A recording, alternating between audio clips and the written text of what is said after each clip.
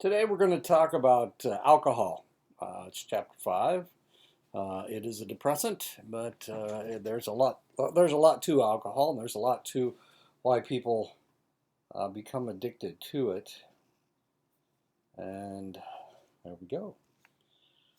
The majority of the people worldwide drink alcoholic beverages. Of course, this doesn't include most of the people that live in Islamic countries. Uh,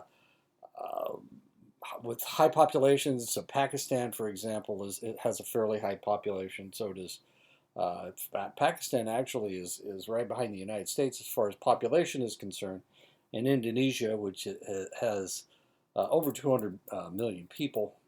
So it's against Quranic law. Sometimes when these individuals are visiting a country that does allow alcohol to be consumed, they will consume alcohol, but they don't in their own countries. China's alcohol consumption has doubled. Um, India's alcohol consumption has increased 50%. Those are the two most populous countries in the world. 23% of English boys and 27% of English girls, 15 to 16, were drunk 3 times or more in the past month. Russian men consume the equivalent of 6 to 7 bottles of vodka per capita per year.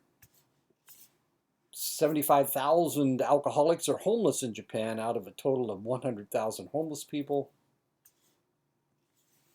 Around the world, more than 2 million people died due to alcohol last year. Approximately 10% of all diseases and injuries around the world were a direct result of alcohol abuse. Last month, at least 126 million Americans, 52% of all Americans 12 and older, had at least one beer, one glass of wine, or one cocktail. 16 million of this group are considered heavy drinkers. And I would say she's considered a heavy drinker since she's two-fisting it, as they say. More than two-thirds of 11 million American college students at four-year colleges had one drink, and more than two-thirds of those drinkers had 5 or more drinks on at least one occasion in the past year. Really serious problem at some colleges and universities. Colorado State has had the reputation of being the top party school in the United States for an extended length of time, and that's just north of where you guys are. About 6.2% of 8th grade students, 18.5% of 10th grade students, and 30% of 12th grade students have been drunk in the United States. This is despite the fact that none of them can legally drink. Yesterday, about $250 million was spent at bars, restaurants, and liquor stores for alcoholic beverages in the United States. Of course, since COVID, this figure is probably much lower than that. So we can take that to the bank, I guess. Yesterday, 7,500 brides and grooms were toasted with champagne in the United States. Of course, it's June, and for some reason, June is the month for weddings. I actually have been married 3 times. I was married in May, in December, and in June. I was married in June. June 12th is my anniversary. I've been married 42 years to my wife. 25 to 30% of all hospital admissions in the United States were due to direct or indirect medical complications from alcohol. And this really irritates people in the emergency room. Everything's busy, and then all the drunks start coming in. About half of the murder victims and half of the murderers in the United States were drinking alcohol at the time of the crime. This is a picture from a movie, so this isn't real. More than half the rapes that occurred in the United States involved alcohol, either by the perpetrator or by the victim.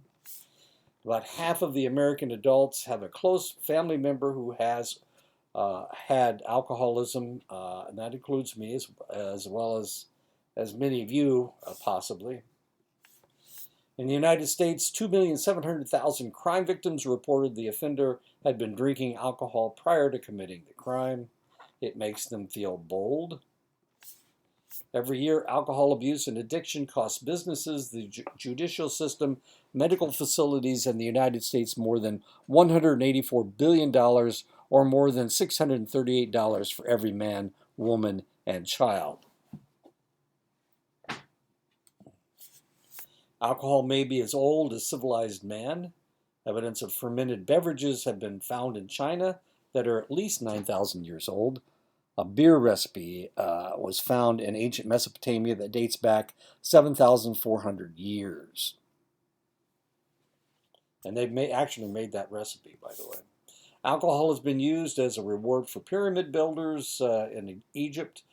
Food, grain-enriched beer, cure-all, laudanum, alcohol mixed with opium, a sacrament in both the Jewish and the Christian religions, water substitute with a contaminated water supply in Europe, social lubricant whenever and wherever it's used, as a tranquilizer for whoever uses it, and source of taxes. It is especially heavily taxed in the United States, and it's heavily taxed in Europe. When I was stationed in Germany, we were able to buy alcohol at a fairly cut rate because we were American military personnel, and we could buy it at the Class 6 store. And the Germans were very happy to get to be given presents of bottles of whiskey or whatever. And they didn't really matter what kind you bought them. They were just real happy. And of course, a bottle of whiskey, we could buy a bottle of Jim Beam for $6, and it cost them $30-40 to buy the same bottle. Throughout history, alcohol has been banned for. I didn't ever use my Class 6 card. I'm not a drinker.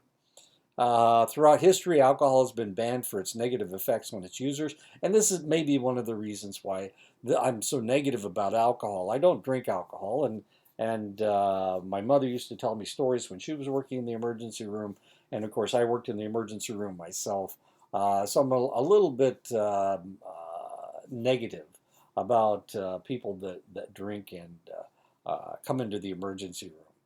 Throughout history, alcohol has been banned for its negative effects on its users. 2,650 years ago, alcohol was banned in China. 2,500 years ago, alcohol was banned by select Buddhist sects. The ban continues to this day. The gin epidemic found 20 million gallons of gin being manufactured per year. The death toll was enormous. It was controlled by heavy taxing in 1751, which reduced consumption. Prohibition in the United States with the 18th Amendment was ratified by 46 out of 48 states by 1920. Iowa, which is where I live, was the 29th state to ratify the amendment. Arizona and New Mexico were states. I don't know if they ratified it or not. It was repealed by the 21st Amendment in 1933, of course. One of the reasons that it was repealed was because they needed the tax money. Alcohol prohibition or even control have often run into a stone wall. Attempts in sub-Saharan Africa to control beer consumption has been impossible because of the fairly nutritious home-brewed beer that provides a modicum of grain. The Pilgrims loved their grog. This idea followed through to the Revolution as alcohol sales and taxation provided needed revenue to finance the war. Temperance began in the United States in 1840, but wasn't successful until 80 years later when the 18th Amendment was passed. Alcohol continues to provide revenue for the governments in the United States. The federal government taxes alcohol manufacturers $13.50 on each 180 proof gallon. It's sold in fifths, and the reason they call it fifths is because it's a fifth of a gallon.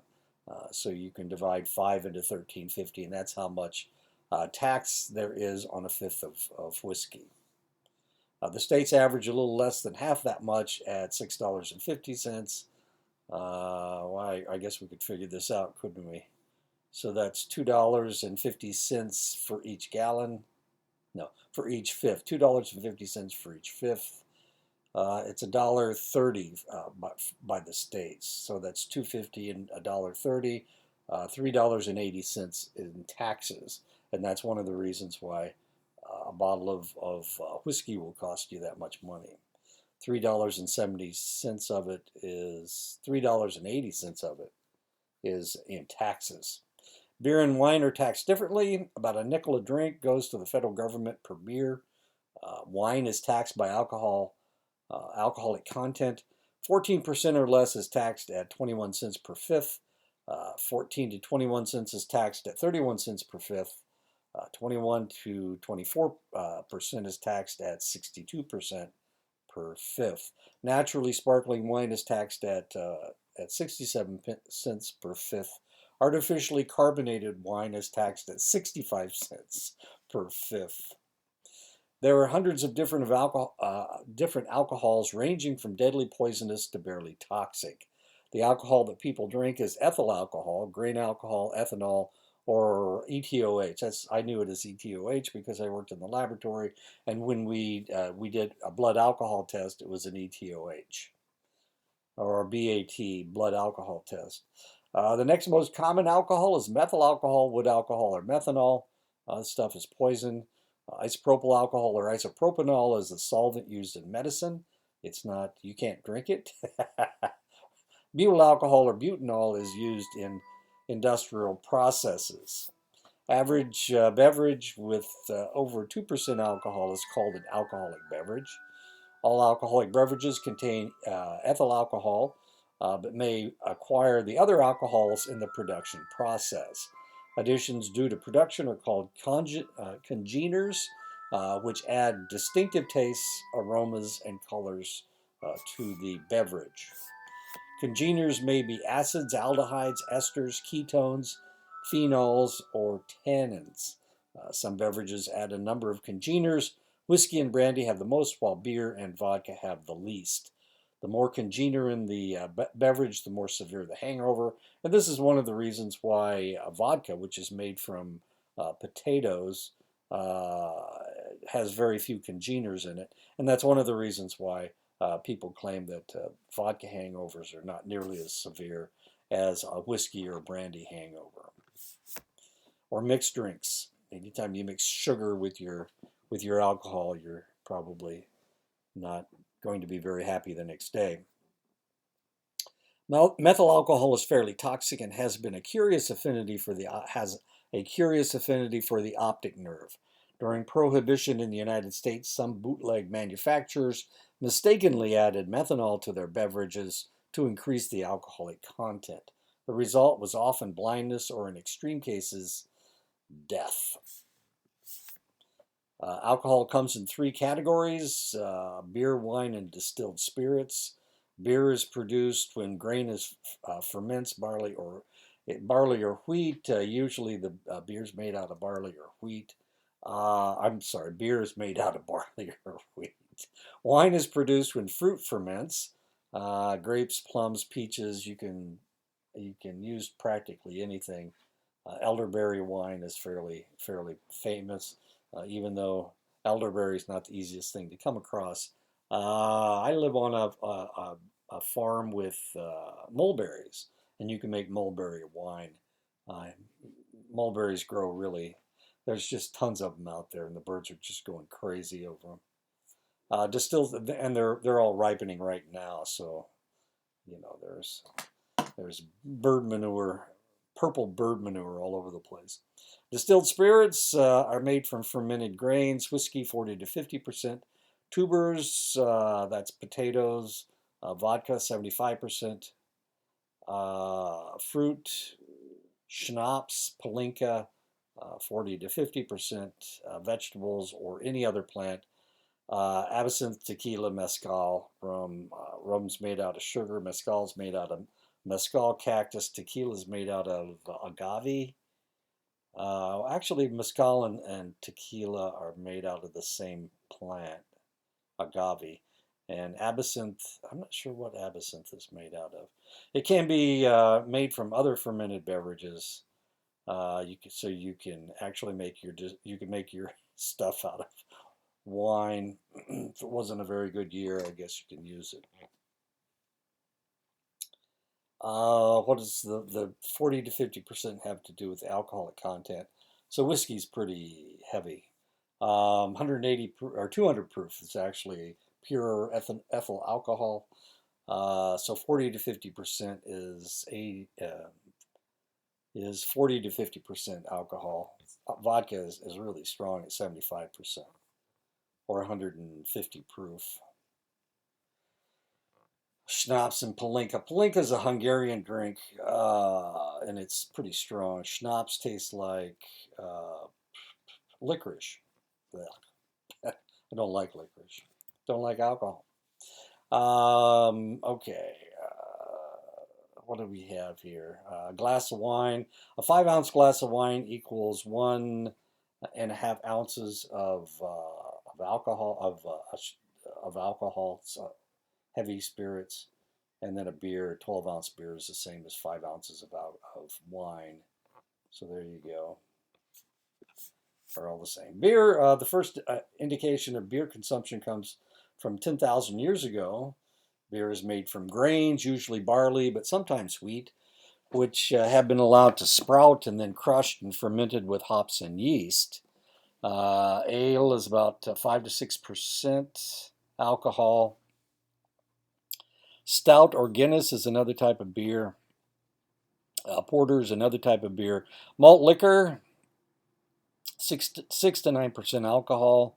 Those are Colt 45, Mickey's, Old English 800 are all malt liquors. Most of the beer that you see advertised or out there is probably lager beer. Coors, Miller, and Budweiser are all lagers. And the last type of beer is Bock beer, which is a darker beer. Those are beers from the East Coast. Hudipol, Shaneling, and Michelob Amber Bock are all Bock beers. Wine is a fermented beverage from a fruit or grain. Actually, I've known a lot of people that were beer aficionados. They really like beer, and they could taste a beer and they could tell you if it was, one of those. I guess they all taste really different. Bocks, lagers, stouts, porter. Stout and porter are real popular in England, and what was I going to say? Oh, they serve it at room temperature, which is a little weird, or seems weird to somebody from the United States, I guess. Wine is a fermented beverage from a fruit or grain. Most people think of wine as coming from grapes, but it can also be processed from rice, peaches, or plums. American wines tend to be stronger than European wines. American wines have between 12 to 14% alcohol. European wines contain 8 to 12% alcohol. Fortified wines have alcohol added and have 17 to 21% alcohol. Wine coolers contain juice and have around 6% alcohol. Distilled spirits are alcoholic beverages that go through a distillation process, concentrating the substance into ethyl alcohol. These spirits are almost always stronger than beer or wine. When this process was developed in Europe, the number of alcoholics on the continent exploded. When the immigrants came to the United States, they found it cheaper to transport their sugar as rum and their corn as whiskey. Alcoholism has been very high in the United States since colonial days because farmers were growing their grain, their surplus grain they couldn't sell as grain, so they made it into whiskey. Corn whiskey, corn liquor. Europeans tend to drink much more alcohol than the people in the United States. Americans drink 95 liters of beer per capita and 20 liters of wine. Germans drink 131 liters of beer per capita and 22 liters of wine. Brits drink 103 liters of beer per capita and 13 liters of wine. The French drink 40 liters of beer per capita and 60 liters of wine. Italians drink 103 liters of beer per capita and 59 liters of wine. So as you can see, Europeans are much heavier drinkers than Americans are. Alcohol is absorbed all along the and this may be, one of the reasons for this may be prohibition. Prohibition really changed the social structure of drinking. It's always making a comeback, of course, but the reality is that they didn't go through prohibition, and neither did the Canadians. So the Canadians drink a lot more alcohol than Americans do. I can remember playing in a softball tournament in in Montana, and we had some Canadian teams that came across the border. We were right up against the Canadian border, and the Canadians team Canadian softball teams came down, and they were really good. They played some pretty good ball the first day, but the second day, boy, I'll tell you what, the cheap booze that they could buy in Montana, they got knocked out of the tournament the first games the next day.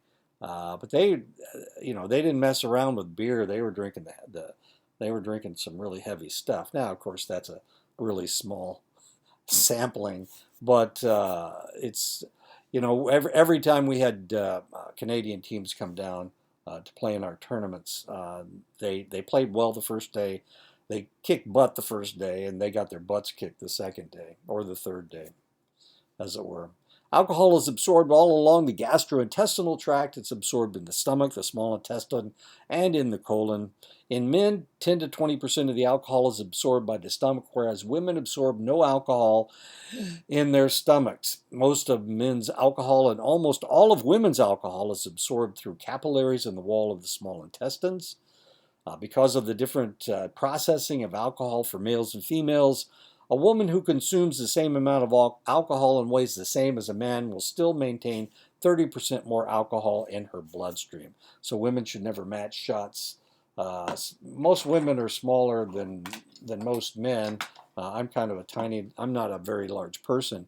But then again, I don't drink alcohol, so I would never match shots with anybody. I've actually have done that in my youthful days before I was a teetotaler. I did match beers with my second wife before she was my second wife. She got drunk a lot faster than I did. Women have a greater problem than men because women have a lower percentage of body water to dilute the alcohol. Women have less alcohol dehydrogenase in their stomachs to break down alcohol. Women's hormonal fluctuations can make them more or less susceptible to alcohol's effects. Women absorb more alcohol during their premenstrual period than at any other time during their cycle. Alcohol does greater damage to the women than men. Female alcoholics have death rates 50 to 100% higher than male alcoholics. The alcohol that is absorbed into the bloodstream is partially metabolized by the liver. The alcohol that is not metabolized by the liver moves easily through the capillary walls and can enter any organ or tissue because the molecules are small, it is water soluble, and it's also lipid soluble. Alcohol will readily cross the placental barrier and pass into the fetus's bloodstream. After imbibing, the individual will have the highest concentration of alcohol. This is really important because when you take that first drink of beer, that first can of beer, it takes you almost an hour before it really hits your head. But it'll hit your head. And by that time, you may have already consumed 2 or 3 more cans. So you're kind of in a world of hurt. Anyway, it takes about 60 to 90 minutes after the last drink. That's when you have the highest concentration. So if you're waiting to be sober before you can drive home, you're gonna have to sit there for 90 minutes before the peak of the concentration of alcohol goes down, 60 to 90 minutes. Rate of absorption determines the degree of effects, which can be influenced by your body weight, your body fat content, your body chemistry, your emotional state. The more emotional you are, the more alcohol will stay in your system. Your health status, if you're sick, the alcohol will stay in your system longer. The temperature outside and the barometric pressure. If there's a rain coming, boy, I'll tell you what, it just forces that alcohol out of your blood and into your brain, so you stay drunk longer. If the temperature is hot outside, you bet, I sure will. You bet. Okay, bye. All right. Okay, that was a telephone call. Hopefully I'll cut it all out of the. I'll cut it all out. That was one of my old students from Ashford University. He has been working on his PhD. The kid. He's in his 30s. he he's from Bangladesh, and he's been struggling. He graduated from Ashford, worked for a couple years here. Then he had to go back. He lost his green card. Had to go back to Bangladesh. And then what happened? Oh, he was able to come back because he was in a PhD program at a select university, Wright State University in Dayton, Ohio. And he's just finishing his PhD, and it looks like he's got a job. He's got a job at Minnesota Duluth, University of Minnesota at Duluth, and he's going to be making some really good money. Real pleased for him because he's a really good kid, real good guy, and that's one of the success stories. He's studying IO psychology, industrial organizational psychology, and he's got a job. So he's going to be able to stay in the United States, and he loved Iowa, and now he's going to Minnesota. So Minnesota, eh? Anyway. You can slow absorption or lessen the effects of alcohol by eating before or while drinking. You can eat meats. Anything with fat in it will absorb the alcohol. So meat, of course, milk has fat in it. Cheese has a lot of fat in it. Any other fatty foods, and it will take care of things. You can dilute your drink with ice or water or juice, and a lot of times that will lessen the effects of the alcohol. 2 to 10% of alcohol must be excreted before metabolism occurs. The remaining 90 to 98% of the alcohol is metabolized through oxidation by the liver and excreted through the kidneys and the lungs. In order of oxidation, the alcohol is broken down by alcohol dehydrogenase, which creates acetaldehyde dehydrogenase. Breaks down into acetic acid. The oxygen then breaks it down into carbon dioxide and water. So there you go. That's how it works. Acetaldehyde is a substance that resembles formaldehyde and is very toxic to the liver. And this is one of the reasons why alcohol is so destructive to your liver, because you're actually pickling your liver with formaldehyde. When I worked in the laboratory, we would do autopsies. We would cut things out of people, and we would preserve them in formaldehyde. And you can keep something forever in formaldehyde, by golly.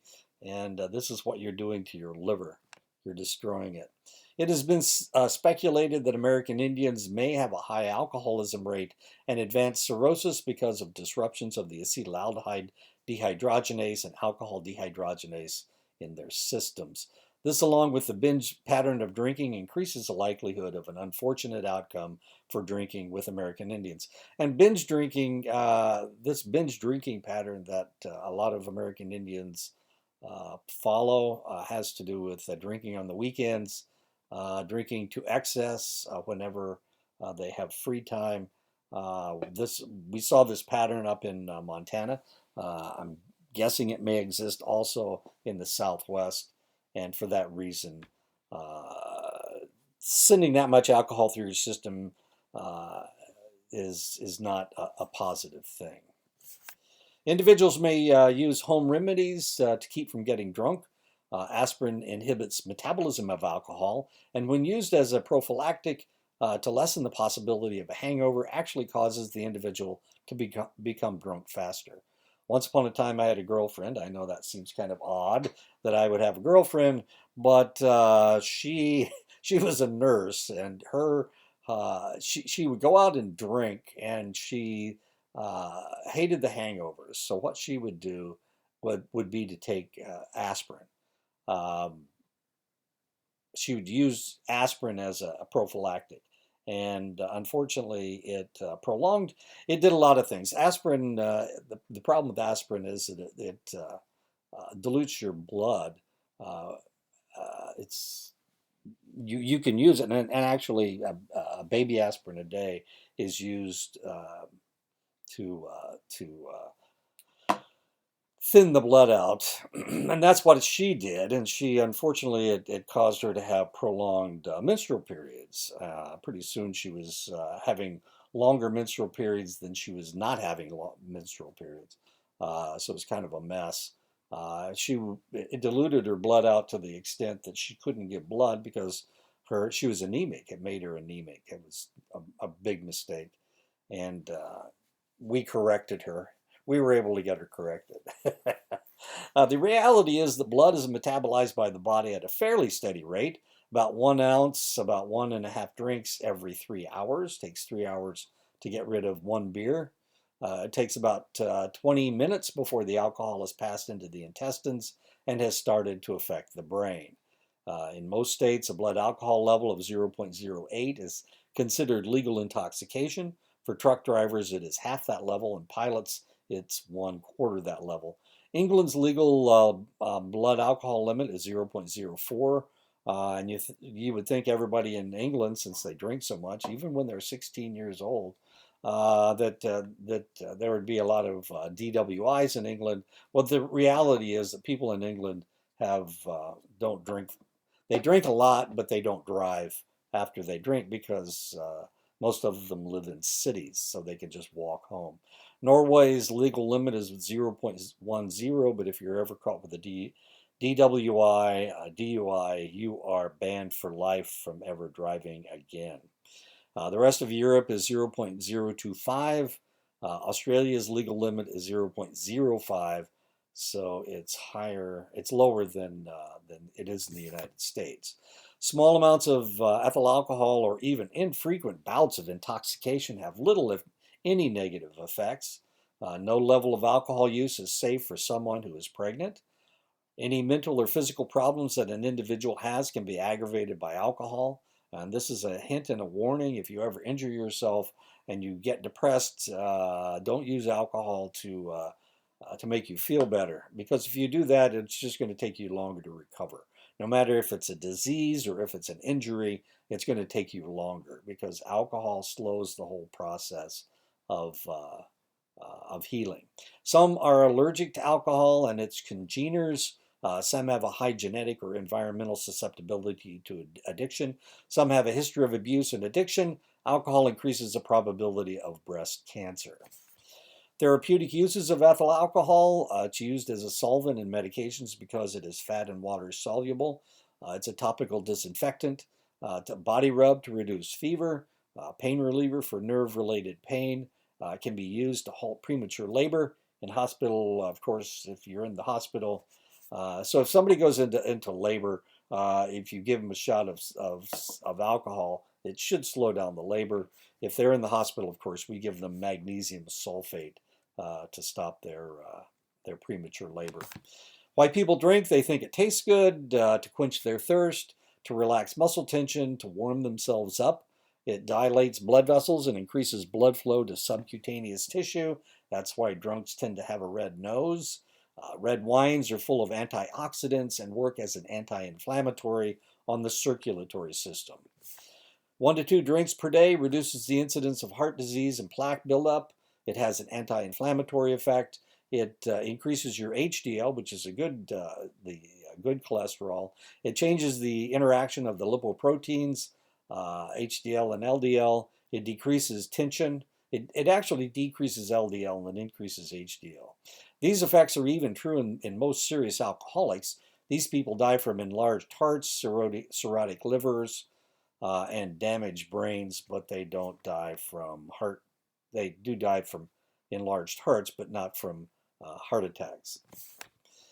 Health benefits of alcohol. In viable women, drinking increases the effects of estrogen on bone loss, giving them higher bone mass. 1 to 2 drinks per day lowers the risk of stroke. Heavy drinking actually increases the possibility of stroke. It can add to relaxation and decrease the time it takes to go to sleep. Alcohol reduces REM sleep and decreases dreaming, making the individual feel less rested the next day. Chronic drinking of alcohol increases the risk of sleep apnea because you go to sleep in strange positions, and a lot of times you will, since you're inebriated, you can't move you're less likely to be able to move out of a position that is choking you. Not everybody has the same psychological effect with alcohol. It can depend on the environment used, the mood of the individual prior to drinking, the general psychological makeup of the user. It tends to lower inhibitions. It increases self-confidence. It promotes sociability. It calms, relaxes, sedates, and reduces tension. For someone lonely, depressed, angry, or suicidal, alcohol acts as a depressant. It deepens negative emotions with disinhibiting effects. Verbal aggression, physical aggression, and violence are all possibilities when people are drinking. Even low to moderate doses can impair judgment when driving and result in vehicular crashes. It leads to high-risk sexual activity. None of these are good things. Wait a second. Let me take a drink of lemonade.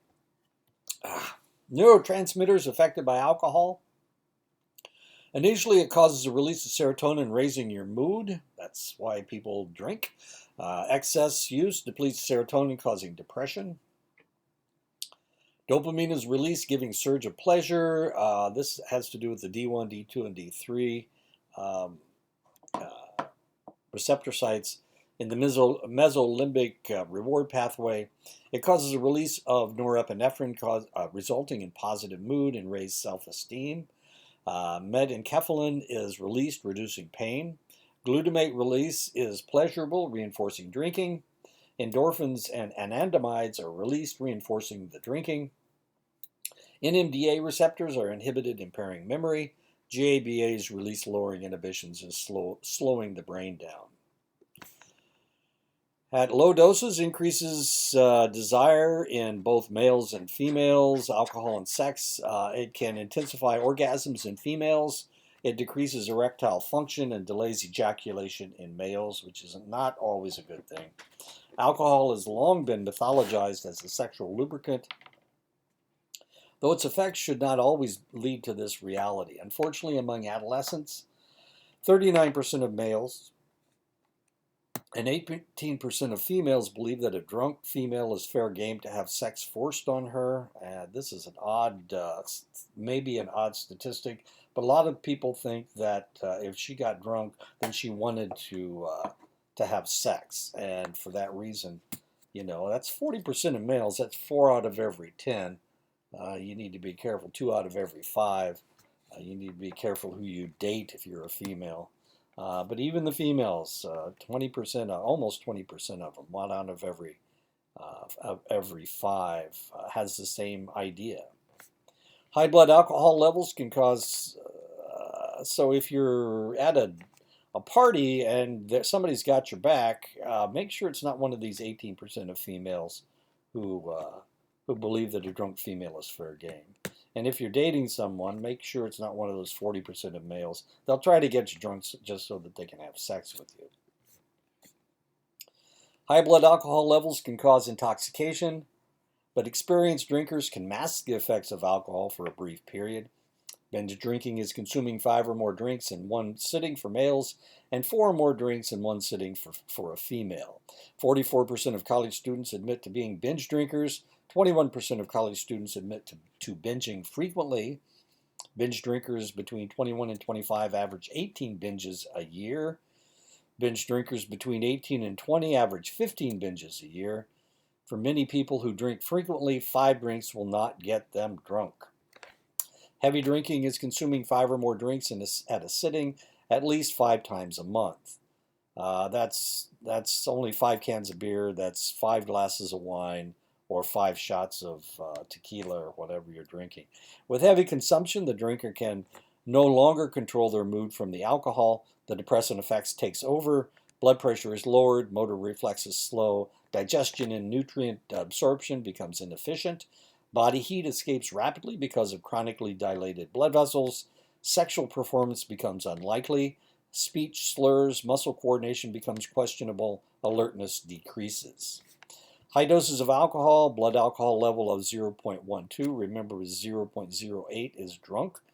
Officially drunk by the government may cause mental confusion. So if you have 0.12, a blood alcohol test of 0.12, this is a little bit more than this is 0.8. Mental confusion, mood swings, loss of judgment, emotional turbulence, slurred speech, loss of emotional control, disturbed REM, sleep and dreaming, fatigue during the day, insomnia at night, bedwetting, apnea in the form of snoring. Alcohol consumed at high doses rapidly can lead to alcohol poisoning at a blood alcohol level of 0.40. This will cause a depression to the central nervous system. The individual becomes unconscious. Sometimes they'll go into a coma.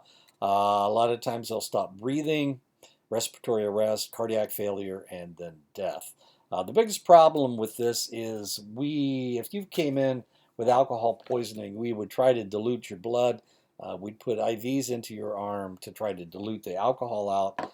But the reality is there's not a whole lot we can do. We can't slow down the process.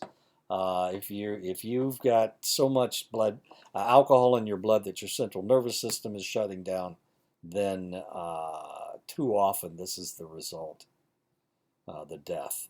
When other depressants are in the system, such as opiates or sedative hypnotics, metabolism is slowed and the possibility of death increases. And we've already talked about Amy Winehouse dying, people mixing alcohol and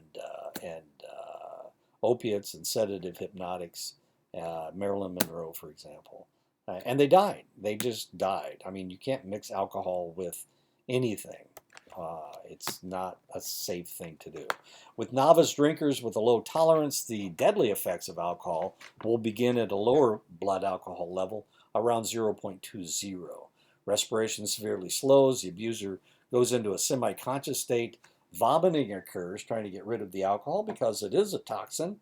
The abuser may aspirate vomitus, blocking the lungs or leading to an introduction of the acidic substance, contaminating the lung tissue. The result may be pneumonia or death. About 1/3 of all drinkers and 2/3 of all drunks experience blackout. During blackouts, a person seems to act normally and is awake, but afterward cannot recall anything that they have said or done.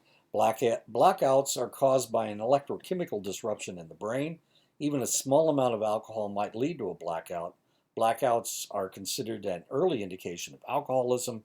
A partial recall of events is known as a brownout. Researchers have found several explanations for blackouts. The EEGs of individuals who black out show a dampening of the P3 and P300 brave waves. Women who had suffered a sexual trauma at an early age were more likely to drink and were more likely to black out when they did drink. Researchers have found that alcohol greatly disrupts the activity of the CA1 region of the hippocampus. The CA1 region of the hippocampus facilitates the formation of memory. Alcohol also disrupts the NMDA receptor in the hippocampus. This receptor allows for long-term memory to be formed. This is one of the reasons why people can't remember what they did the night before. No one is quite sure why hangovers occur. It has been speculated that the more congeners in alcohol, the more likely the individual will suffer from a hangover, though even pure alcohol will leave someone with a hangover. Alcohol does irritate the stomach lining, and this might contribute to the intestinal symptoms. Other symptoms and results include low blood sugar, dehydration, tissue degradation. The bottom line, however, is that the more alcohol consumed, the more severe the hangover. Hangovers are the most severe many hours after the alcohol has been completely eliminated from the system. Nausea, vomiting, headache, thirst, dizziness, mood disturbances, abbreviated sleep, sensitivity to light, sensitivity to noise, dry mouth, inability to concentrate, a general depressed feeling. Chronic high dose users are the most likely to suffer from hangover. The best way to control the side effects of alcohol is to control the amount of alcohol consumed. The elimination of alcohol from the system is a constant 0.25 to 0.33 ounces of alcohol eliminated per hour. Hangovers are caused by an imbalance of hormones, enzymes, body fluids, body systems. Until these come back into equilibrium, the symptoms will persist. Body fluids and sugar levels can be replaced with fruit juices. Analgesics can reduce the headache pain. Nothing works on the hormones. Nothing works on body systems. Nothing works on enzymes.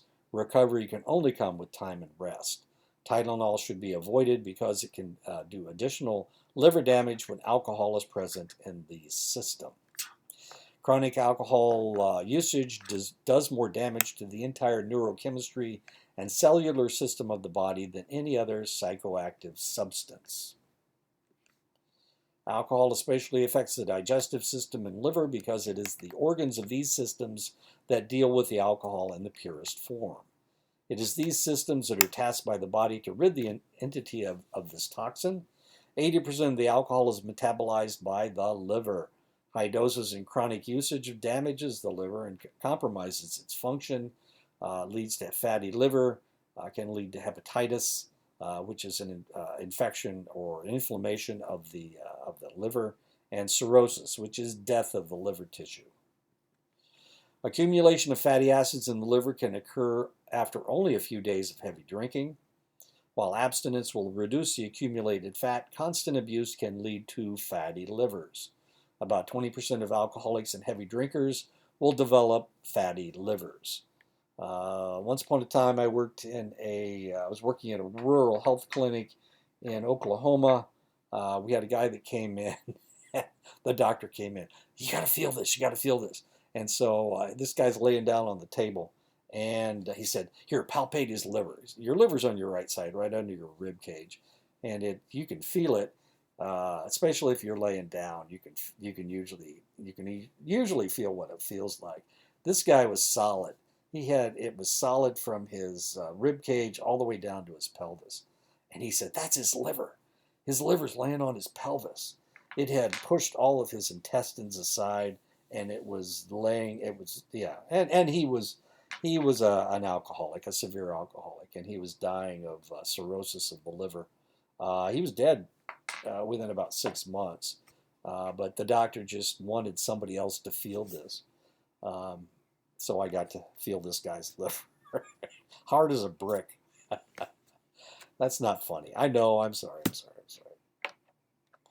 Fatty liver is just one possible outcome. 10 to 35% of heavy drinkers develop alcoholic hepatitis. Hepatitis is an inflammation of the liver which can result in formation of scar tissue, fibrosis, cell death, necrosis, damage to membranes. This condition is characterized by jaundice, liver enlargement, tenderness, and pain.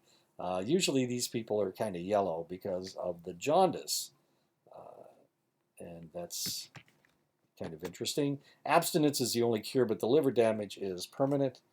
We had a lady that was an alcoholic, came in, and we drew a liver function test on her.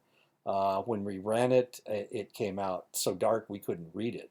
It was so high that we couldn't read it. So I diluted it 1 to 2, ran it again, still too dark to read. Diluted it 1 to 4. Still too dark to read. Then I diluted it 1 to 10, and we finally got a reading on it. It was like 40 or 50 times normal. Just amazing. Her liver was almost completely gone. When heavy drinking leads to excessive fibrosis and necrosis, the condition is referred to as cirrhosis. Cirrhosis is the leading cause of death among alcoholics. 12,000 Americans die every year from cirrhosis. And you think, oh, come on, 12,000 people, 600,000 people have died from COVID.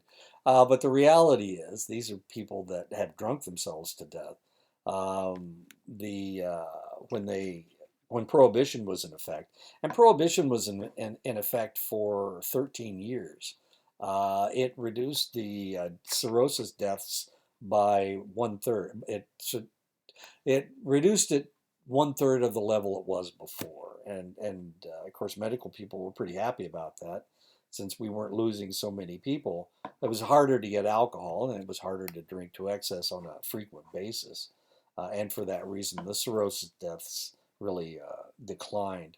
The cirrhosis is not only caused by the alcohol, but the metabolites of the alcohol that are actually more toxic than the alcohol. The free radicals, the acetaldehyde, it usually takes 10 years steady drinking to achieve cirrhosis. 80% of all cirrhosis in the United States is caused by alcohol. 2 to 5 times more men die of cirrhosis than women. Hispanics seem to be the most sensitive to the cirrhotic effects of alcohol, followed by African Americans and then whites. I'm not sure where American Indians fit in here. A lot of Hispanics have native ancestry, so maybe American Indians are just as susceptible to it as Hispanics are. Rates of cirrhosis in the United States have waxed and waned along with the popularity of alcohol in the culture. Before Prohibition, 17 out of every 100,000 people suffered from cirrhosis. In 1932, at the end of Prohibition, the level dropped to more than half, to 8 per 100,000. I said it was 1/3. I stand corrected. I think I've done this before. I made this mistake. Anyways, kept to more than half. By 1973, disco era, the level was 14.9 per 100,000. In 2004, the level had dropped to 9 per 100,000 because people, alcohol is popular, then it's not popular, and it's popular, it's not popular. And as you can see, it's gone down quite a bit, almost 6 out of 100,000 people. Other countries, especially European countries, have rates of cirrhosis that eclipse that of the United States. Kazakhstan, 23.9 per 100,000. Germany, 15.4 per 100,000. Italy, 13.9 per 100,000. Spain, 12.2 per 100,000. France, 12.1 per 100,000. Japan, 7.2 per 100,000. United Kingdom, 6.4 per 100,000. Australia, 4.6 per 100,000. Israel, 4.9 per 100,000. And Greece, where they drink ouzo, 3.4 per 100,000. Low doses of alcohol actually aid in digestion.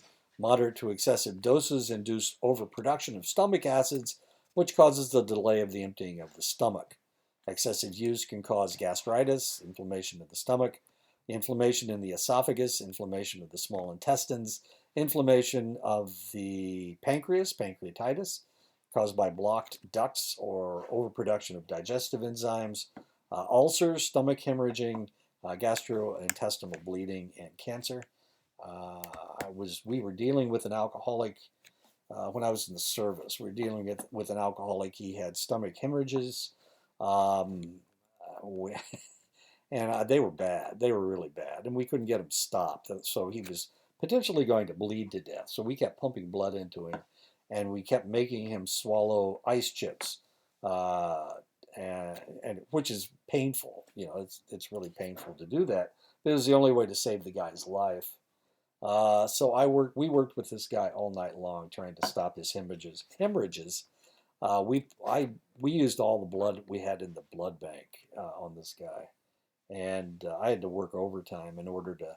Once you start a blood type, not a blood type, but blood transfusion, you can't stop. So if you are cross-matching blood, you can't stop until you're done, because somebody else can't take over for you. That's just the way it works. So I worked until like noon the next day. I'd worked a 24-hour shift trying to save this guy's life. And we did. We saved his life. And about 2 weeks later, the guy checked himself out of the hospital, gone on a bender, and bled himself to death. And I checked him into the morgue. Just something that really irritates you. Here I worked overtime to try to save this guy's life, and all he did was go out and get drunk again. Strangely, you can live on alcohol as each drink carries about 150 calories, but it tends to be poor nutritionally as there are few vitamins, minerals, or proteins. Heavy drinkers may receive half their calories but little nutrition from their drinking.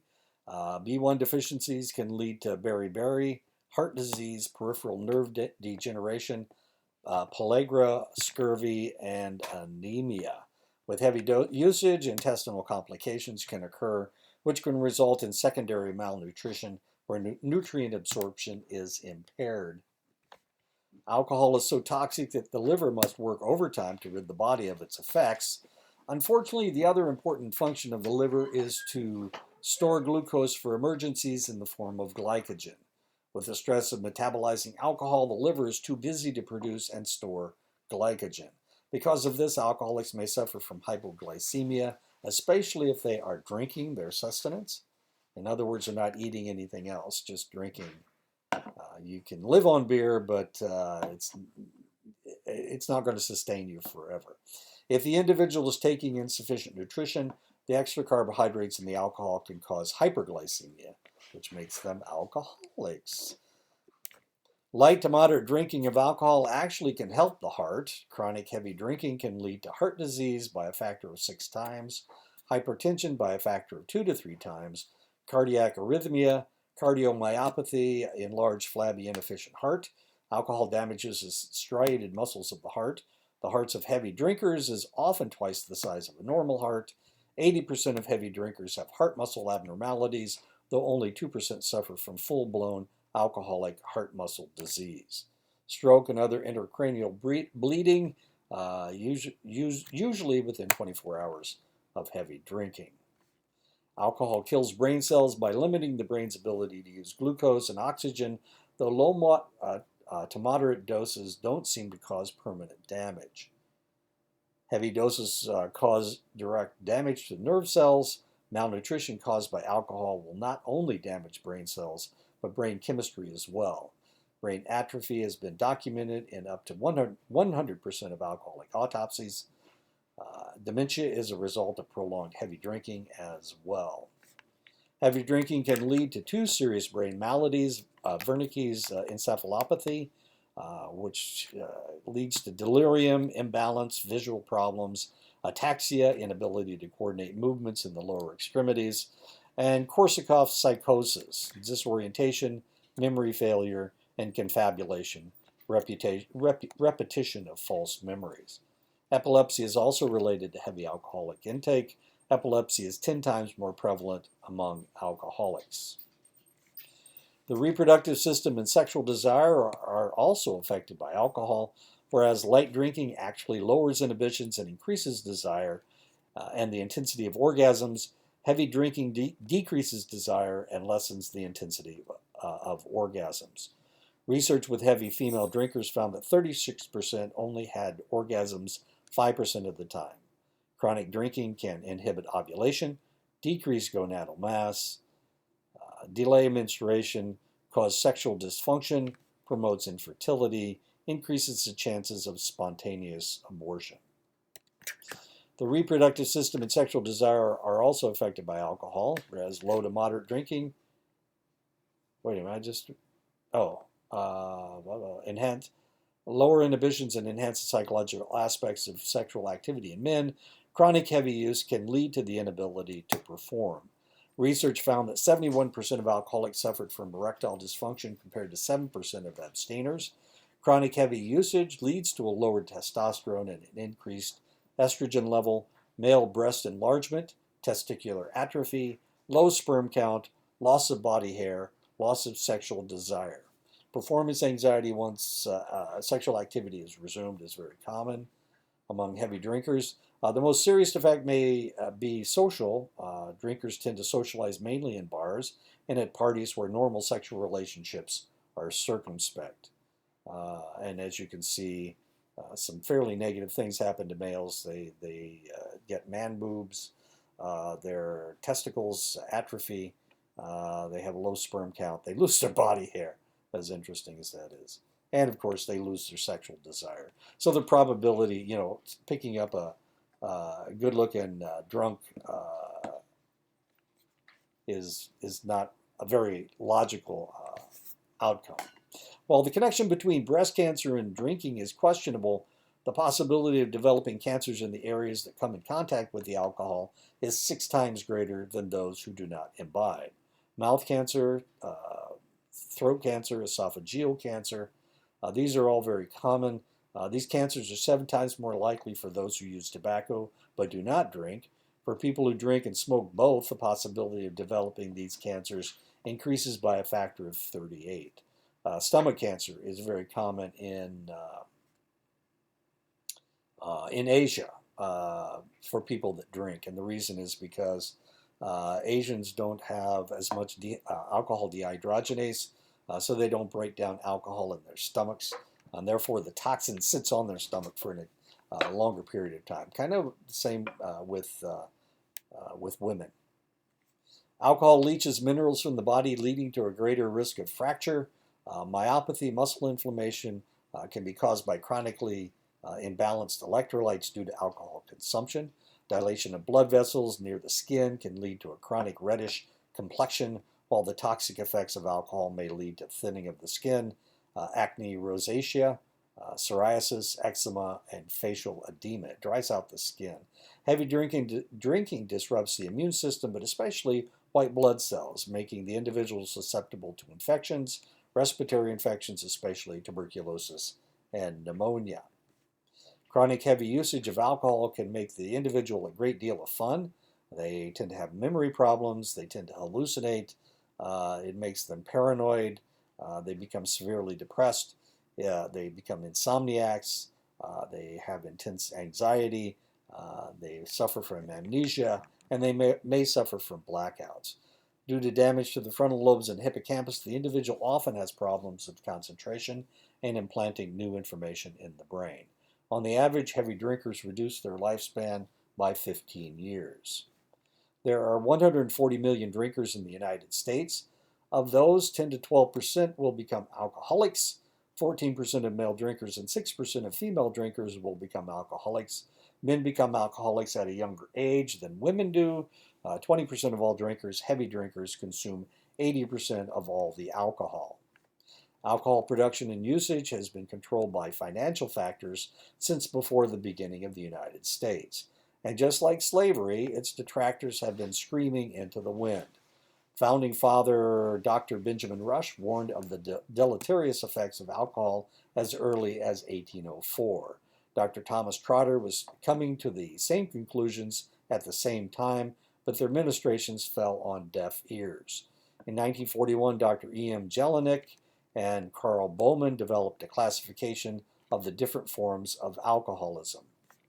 The comfortable classification of alcoholics has changed over time as the understanding of the addiction process has progressed. According to a recent reclassification by the National Institute on Alcohol Abuse and Alcoholism, constructed in 2007, there are 5 subtypes of alcoholics based on 6 criteria: family history, age of onset of drinking and problem drinking, patterns of craving and abuse, use of additional drugs, and mental conditions. Subtype 1, young adults, 31.5% of U.S. alcoholics are of this subtype. They are characterized by relatively low rates of simultaneous drug use and other mental conditions, low rates of family alcoholism, and they rarely seek any kind of alcoholic treatment. Subtype 2, young antisocial, 21% of U.S. alcoholics are young antisocial alcoholics.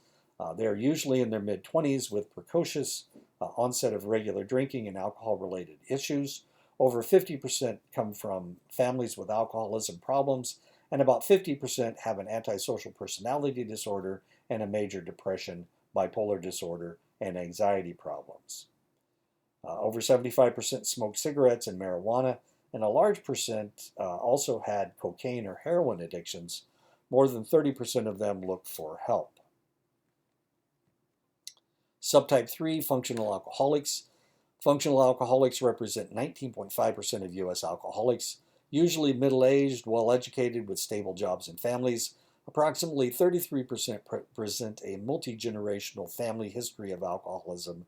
About 25% presented major depressive illnesses during their lifespan, and about 50% were smokers. Subtype 4, intermediate familial. 90% of U.S. alcoholics are intermediate familial alcoholics. They're middle-aged and coming from multi-generational alcoholism. About 50% have presented clinical depression and 20% bipolar disorder. Most of them smoked cigarettes, and about 20% abused cocaine and marijuana. Just 25% looked for a cure. Subtype 5, chronic severe alcoholics. 9% of U.S. alcoholics can be categorized as chronic severe.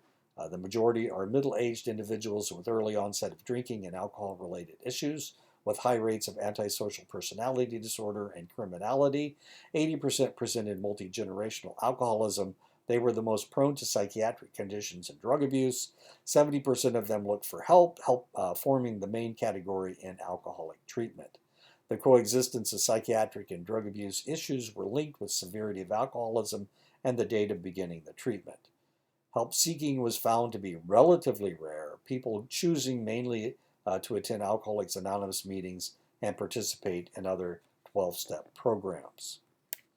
Family studies have shown that there is a hereditary influence on alcoholism. The same genes that potentially lead to addiction also may express a proclivity to become an alcoholic. And this is DRD2A1, as we have already talked about. But people who drink may have several other genetic anomalies that might lead to alcoholism. Many Asians have an ALDH2 gene that encodes aldehyde dehydrogenase. Because the person doesn't have as much of the enzyme to rid themselves of toxic alcohol, they become ill when they drink.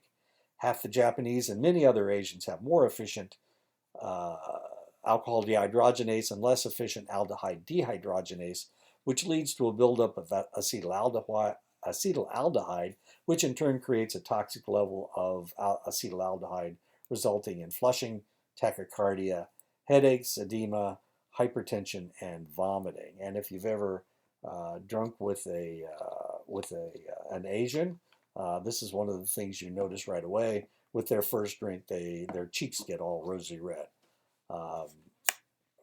Really kind of fascinating. They can't match drinks with you. They can't match drinks with anybody. Makes them too sick.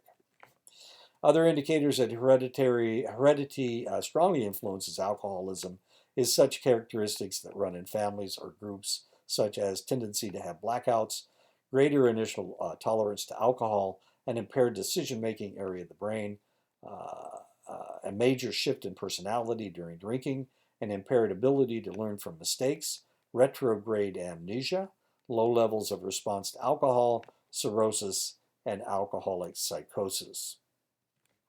The environment that an individual inhabits can have a strong influence on whether they drink alcohol. Factors that can lead to alcohol abuse include child abuse, alcohol or other drug-abusing parents, friends or relatives, chaotic familial relations, peer pressure, and extreme stress. One of the most powerful environmental factors in alcohol or drug abuse is sexual, physical, or emotional abuse at a young age.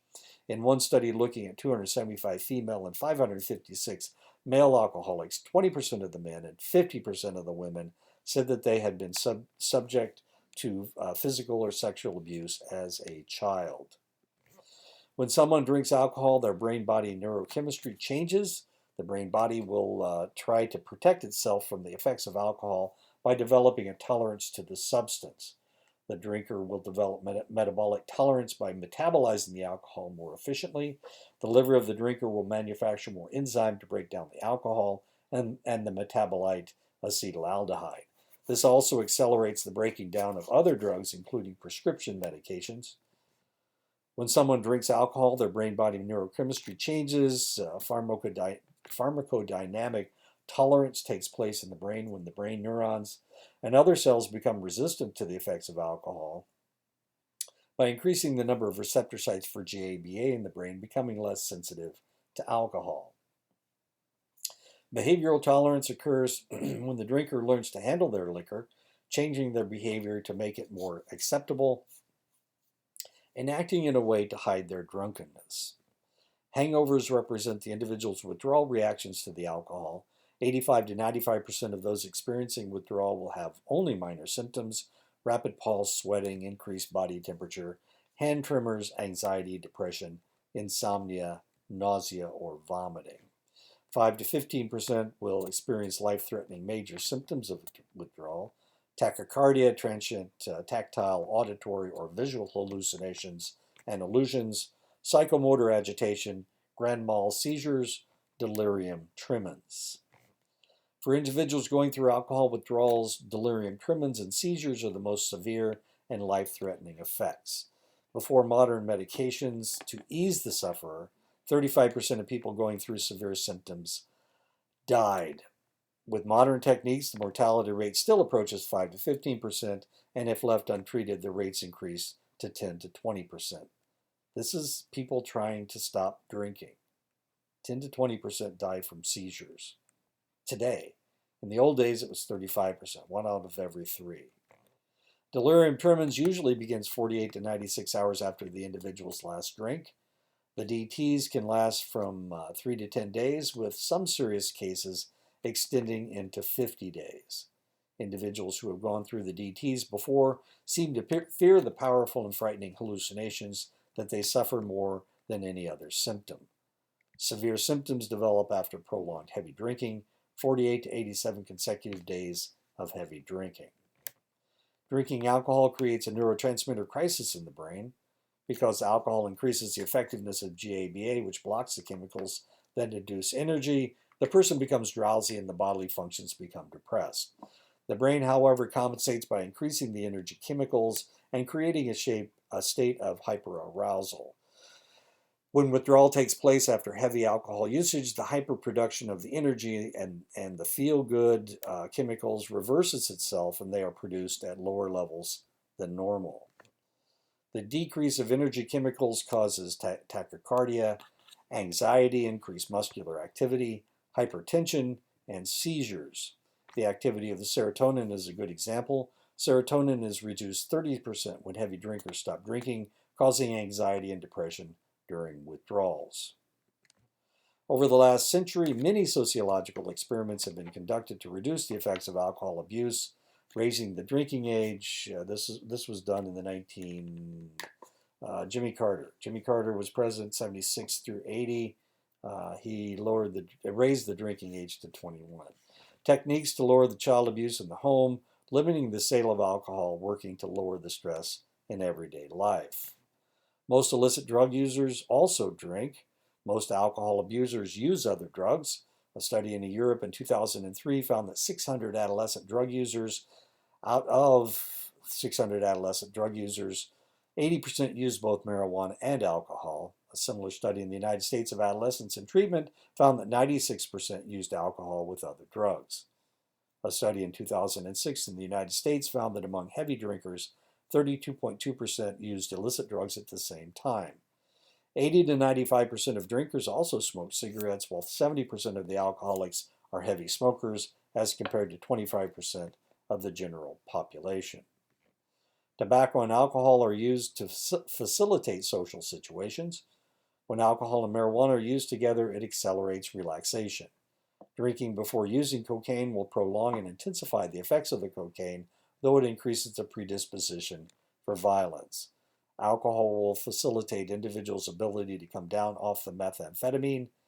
Compulsive gamblers drink while gambling or gamble while drinking. It's the way it works. My son was talking about they legalized. He was working as a bartender in Denver when they legalized marijuana. And since he was working in a bar, a lot of people would smoke pot outside, and then they'd come inside to get to drink. And he said a lot of times what happened, they just fall asleep. They just pass out. And one of the problems was, of course, if you have somebody pass out at your bar, you can't just let them sleep. You gotta call the ambulance or call the cops. And that was a really serious problem. He hated it. He just despised it. At least with people that are drunk, you can cut them off before they get drunk, but with somebody you never know how much pot somebody has been smoking or whether they've been smoking pot at all. But a lot of times what happened was that he'd have to call an ambulance. There's nothing else he could do, or call the police. And he hated it. He just despised it. It's one of the reasons he moved out of Colorado. He just couldn't stand all the drunks and people that use marijuana. Unfortunately, many times people with mental disorders will use alcohol to relieve their symptoms.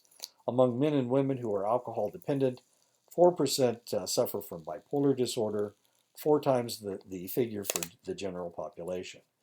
5.3% of the general public suffer from major depression, while 28% of people diagnosed with alcohol dependence suffer from major depression. 16.4% of the general public suffer from anxiety, while 37% of the alcohol dependent people suffer from the malady. However, it is difficult to draw direct parallels between alcohol and mental illness because the effects of alcohol mirror or can create mental problems. Heavy drinking disrupts the neurotransmitter in the reward pathway that lead to feelings of well-being. Opioid peptides, dopamine, serotonin, and GABA. In one detox center, 70% of the alcoholics were originally diagnosed as suffering from depression. After abstinence of a month or more, the depression diagnosis had dropped to 30%. Many psychiatric diagnoses must always take into account the possibility of drug-induced symptoms. Individuals diagnosed with antisocial personality disorder show symptoms of impulsivity, lack of remorse for causing harm, inability to learn from their mistakes. These same symptoms are found in drug abusers, including alcoholics. 80% of those diagnosed with antisocial personality disorder develop substance dependence.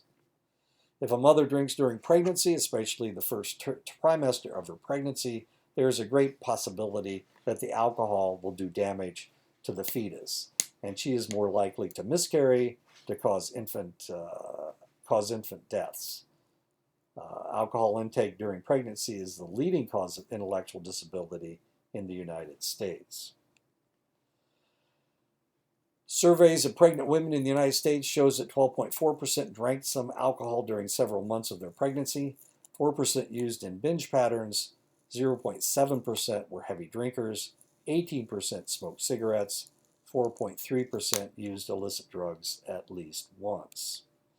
One study of 293 infants born with fetal alcohol syndrome and alcohol-related neurodevelopmental disorder in Portland, Oregon, showed that 89% were using alcohol with at least 2 other drugs, 49% were using alcohol with cocaine, 100% were smokers, most were single mothers, most were high school dropouts, most had a history of sexual and or physical abuse, many had a history of drug or alcohol abuse in the family. Many had learning disabilities that may have come from substance abuse effects when they were in the womb. As a study of fetal alcohol syndrome at the University of Washington, 2 groups of infants were followed into adolescence. By the age of 5, 38% of the children's biological mothers had died of alcohol-related causes. 38%, that's more than one out of every 3. It's more like 4 out of every 10. By the time the group reached adolescence, 69% of the biological mothers had died of alcohol-related causes. So this is age 13. 7 out of every 10 were dead. Alcohol consumption during pregnancy can cause 3 varying degrees of problems. Fetal alcohol syndrome, retarded growth, facial deformities, problems with heart and limbs, central nervous system involvement, potentially lowered IQ with a range of 20 to 120 and a mean of 79. Alcohol-related neurodevelopmental disorder, ARND, and alcohol-related birth defects, ARBD. All 3 of these problems are referred to as fetal alcohol spectrum disorders. And this is what it looks like. This is what what a normal baby looks like. It's what a normal brain not exposed to alcohol looks like. This is what a baby whose brain has been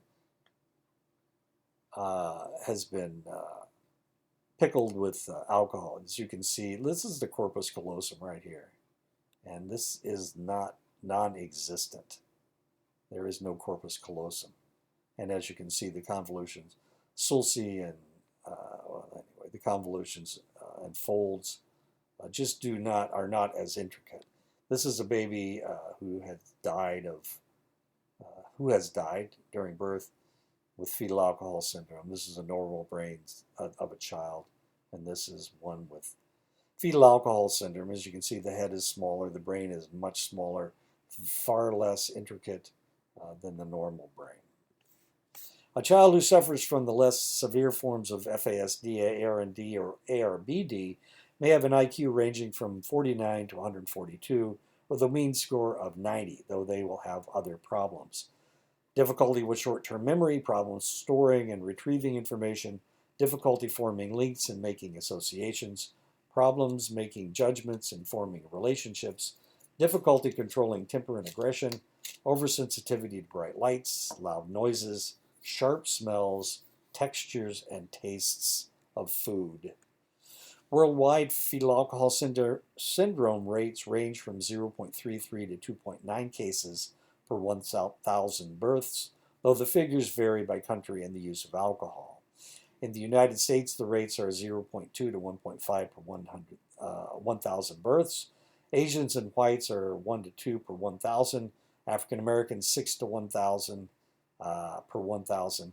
American Indians 10 to 120 per 1,000, depending on the region and the tribe.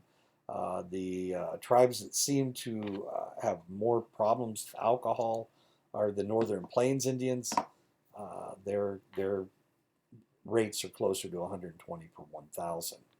The incidence of ARND and ARBD are about 3 times that of FAS in all groups in the United States.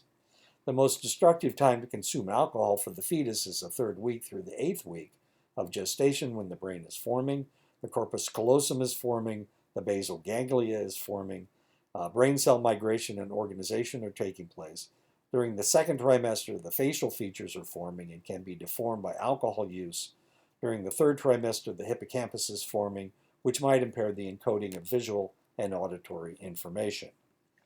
The most destructive method of drinking for the fetus is to drink in a rapid manner. It is a concentration that is destructive, and drinking in that manner intensifies concentration. Studies have shown that 7 drinks per week is a minimum baseline for negative neurobehavioral effects, but if the mother is consuming all of their alcohol in a binge pattern, the pattern becomes more important than the volume. During the growth period, alcohol contact for 4 hours is enough to kill brain cells. The only logical drinking pattern for a pregnant woman is total abstinence. When I was working in Omaha, I was working at St. Joseph Hospital, the Boys Town. There was a Boys Town research hospital inside the St. Joseph Hospital, and they were working on fetal alcohol syndrome. This is 19. When did I go to work there? 1987. Is that right? 87 through 90. And they were final. All the information we have about fetal alcohol syndrome came from that clinic, and they were working with that at the time. Really fascinating. The researchers used to come down and talk to the people in the lab. Sometimes they used our facilities, but it was just fascinating stuff. Alcoholic fathers can also transmit mutated genes in their sperm due to the consumption of alcohol. While this can't lead to FAS, many children can suffer from other intellectual and functional deficits, impaired verbal skills, impaired thinking processes, impaired planning skills, problems with visual spatial skills, problems with motor skills, memory deficits, learning impairment.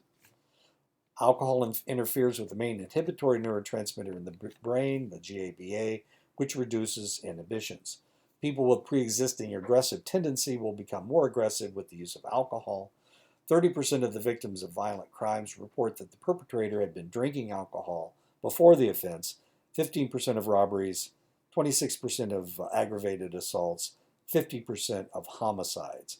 When arrested, alcohol levels of probationers was 0.18. When arrested, alcohol levels of local jail inmates was 0.20. When arrested, alcohol levels of state prisoners was 0.28. In a study from Memphis, Tennessee of domestic violence calls, 92% of the perpetrators had consumed alcohol the day of the disturbance.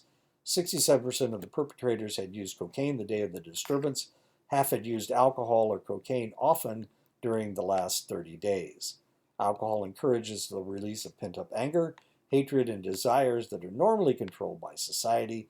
The drunk's moral judgment and reasoning are impaired by the alcohol. 34 to 74% of perpetrators of sexual assault had been drinking before the assault. 30 to 79% of the victims of sexual assault had been drinking prior to the assault.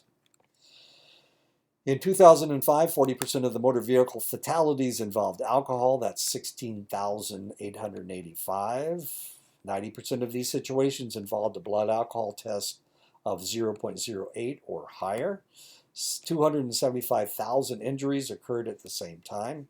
However, an aggressive advertising campaign and more aggressive sentencing for DUI infractions has reduced traffic fatalities by 18%. How stupid can you be? 1 in 4 drunks drive within 2 hours of their last drink. Remember that your peak is between 60 and 90 minutes.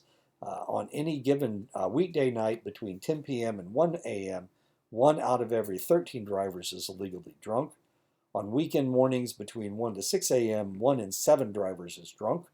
Of convicted DUI perpetrators, 61% drank beer only, 2% drank wine only, 18% drank liquor only, 20% mixed their drinks. Alcohol-related crashes cost an estimated $148 billion in the United States every year. A blood alcohol test of 0.08 is legal limit for driving under the influence. The individual does not have to show an impairment to be found guilty. I think Utah has just lowered their legal drinking limit to 0.04. It is estimated that only 1 driver is arrested for every 300 to 1,000 drunk driving trips. What has worked over the years to reduce traffic deaths due to alcohol? Lowering the legal inebriation levels from 0.10 to 0.08. Imposing immediate license revocation for individuals whose ethanol levels exceed the legal limit. Increasing legal drinking age from 18 to 21. Maintaining zero tolerance for youth under 21 who are caught DUI. This has reduced crashes involving youth 17 to 50%. Impounding or towing vehicles of DUIs, requiring mandatory treatment for DUI arrestees. Dram laws, those who serve are liable for a customer who becomes intoxicated. 22 states have dram laws and 14 have limited dram laws. Both Iowa and Illinois have active dram laws that makes a proprietor actionable if a patron causes an injury. And I don't know about Arizona and New Mexico. Medical reports involving alcohol, 15 to 25% of emergency room patients reported the use of alcohol, especially those involved in fights, assaults, and falls. Alcoholics are 16 times more likely to die in falls and 10 times more likely to be burned or die in a fire. And the reason they're more likely to die in a fall is because they are so drunk they can't catch themselves, so they're more likely to hit their head.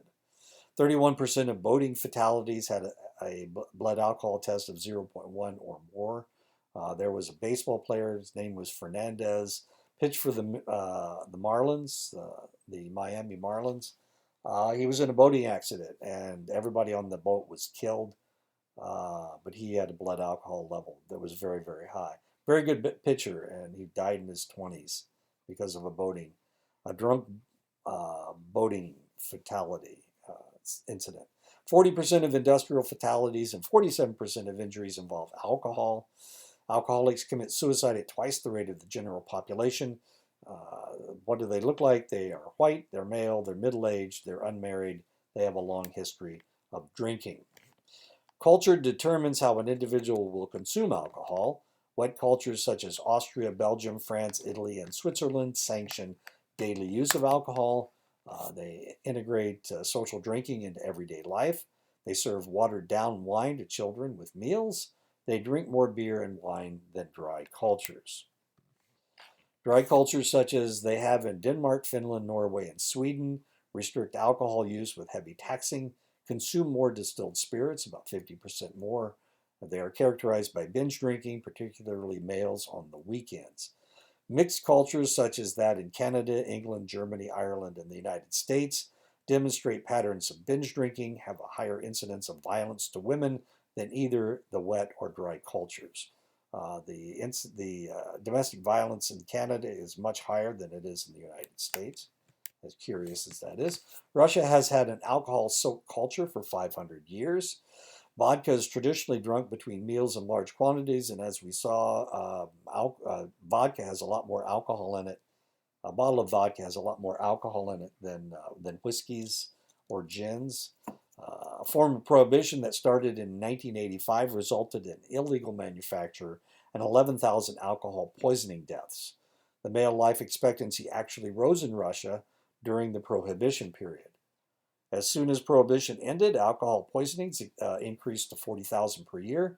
Male life expectancy dropped by 6 years in 1 year because of the excessive consumption of vodka.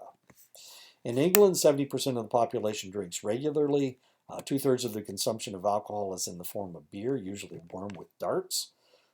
They play darts when they drink. Recent attempts to curb the destruction of alcohol in the British public has been in the form of prohibiting happy hours, allowing the pubs to stay open past 11 p.m. to reduce the need for binge drinking, encouraging the English to reduce average consumption to 3 drinks a day. On the average, men drink more per drinking episode than women do. Men also tend to have more adverse social and legal effects from the alcohol. Women tend to increase their drinking after they pass 30 years of age. Even when they are dependent on alcohol, women drink a third less than men who are dependent. Hereditary factors seem to be stronger in women when it comes to alcohol. Female alcoholics have 50 to 100% higher death rates than male alcoholics. Cirrhosis of the liver, circulatory disorders, suicide, and accidents are how the female alcoholics die. The younger an individual starts using alcohol or tobacco, the more likely they will have a problem with the substances later in life. 6.2% of 8th graders have been drunk in the past month. 18.8% of 10th graders have been drunk in the past month. 30% of 12th graders have been drunk in the past month. The immaturity of the adolescent brain can lead to unwise decisions. When disinhibiting factors of alcohol is thrown into the mix, the individual is more likely to drive drunk. They are more likely to have unplanned pregnancies, and they're more likely to have sexual aggressiveness. Drinking during adolescence leads to limited emotional growth. College students or adolescents into their junior year. 44% of our best and brightest admit to binge drinking. About half the binge drinking college students admit that their grades fall into the C to F range. Many also admit to missing class on a regular basis. A national study showed a direct correlation between the number of drinks consumed per week and the individual's grade point average. Women are more sensitive to the deleterious effects of alcohol on their grades. 86% will show the same pattern of drinking that they developed in high school. By graduation, the college-educated drink less than their non-college attending peers. Males binge more than females, 48.6% compared to 40.9%. 50.2% of white students binge as compared to 34.4% of Hispanic students, 26.2% of Asians, and 21.7% of blacks. Fraternity residents binge at 75.4%. Dormitory residents binge at 45.3%. Off-campus residents binge at 54.5%. And married residents binge at 26.5%. College drinking leads to 1,700 deaths per year, 690,000 physical assaults, 599 injuries, 97,000 sexual assaults. Intelligence about drinking doesn't increase with age. 2,500,000 Americans have alcohol-related problems as patterns develop, sometimes as pre-adolescents can continue into old age. Alcohol can deplete bone density, especially in women, who tend to be more susceptible to osteoporosis. Surprisingly, about 1/3 of all older people who drink didn't start until they were older. Asians and Pacific Islanders have the lowest alcohol consumption rate of any of the major racial or ethnic groups in the United States. 4% of the adult population are heavy consumers. Filipino and Japanese Americans are the most likely from this group to drink heavily. Koreans have the highest number of abstainers. African Americans have the second lowest percentage of heavy drinkers in the population at 4.2% compared to whites at 7.4%. Only 40.8% of black males drink monthly compared to 56.5% of white males. Peak drinking seems to occur after the age of 30. Explanations for high levels of abstention among blacks may be their long history of strong spirituality and matriarchal family structure. Today is June 19th, Juneteenth, so there is a lot of celebrating today, but African Americans don't drink nearly as much as white people do, so maybe there won't be as much of a consumption of alcohol. 8.1% of Hispanic population consume alcohol at a heavy rate. Heavy alcohol use is highest among Mexican Americans. Past month use runs at about 46.7%. Binge drinking runs at about 25.8%. 6.2% of Hispanics can be classified as alcohol dependent. American Indians, Alaska Natives have drinking rates that greatly vary by region of the country and tribal affiliations. The heaviest drinking appears to occur among the Northern Plains tribes. Of the 10 leading causes of death, 5 are directly connected to alcohol abuse. Number 3 is unintentional injuries. Number 4 is diabetes. Number 6 is liver disease and cirrhosis. Number 8 is suicide. And number 10 is homicide. For American Indian Alaska Natives, alcohol-related motor vehicle deaths are 5.5 times higher than the general population. Cirrhosis of the liver is 4.5 times higher. Alcoholism is 3.8 times higher. Homicide is 2.8 times higher. Suicide is 2.3 times higher. And that is the end of the lecture. So I'll see you next week.